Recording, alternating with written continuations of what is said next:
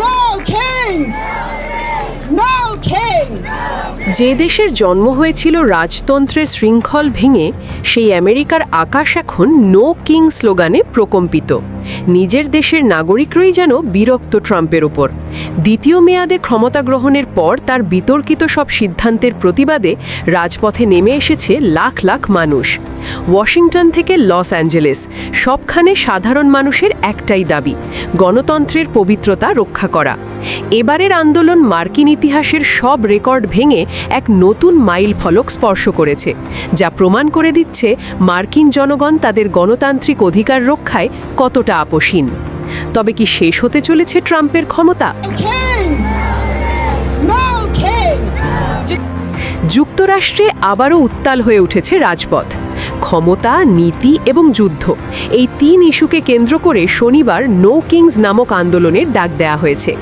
No Kings আন্দোলনের তৃতীয় বড় কর্মসূচি হিসেবে যুক্তরাষ্ট্রের 50টি অঙ্গরাজ্যে 3300-র বেশি সমাবেশ অনুষ্ঠিত হয়েছে, যেখানে রাস্তায় নেমেছে লাখো মানুষ।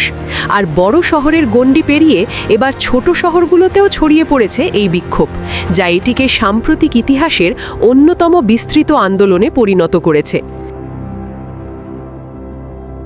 আন্দোলনের কেন্দ্রবিন্দু ছিল নির্বাহী ক্ষমতার অপব্যবহারের অভিযোগ, তবে বাস্তবে এতে যুক্ত হয়েছে বহু ইস্যু: ইরানকে ঘিরে নতুন যুদ্ধের আশঙ্কা, লাগামহীন দ্রব্যমূল্য, কঠোর অভিবাসন নীতি এবং গর্ভপাত অধিকারের সীমাবদ্ধতা। এসব কারণে প্রেসিডেন্ট ডোনাল্ড ট্রাম্পের বিরুদ্ধে জন অসন্তোষ আরও তীব্র হয়েছে। এ বিষয়ে মিনেসোটার গভর্নর বলেন, গণতন্ত্র হুমকিতে পড়লে মিনেসোটা কখনো নীরব থাকবে না, আর তাই সবচেয়ে বড় সমাবেশ হয়েছে মিনেসোটাতেই। অন্যদিকে লস অ্যাঞ্জেলেসেও লক্ষাধিক মানুষের ঢল নামে।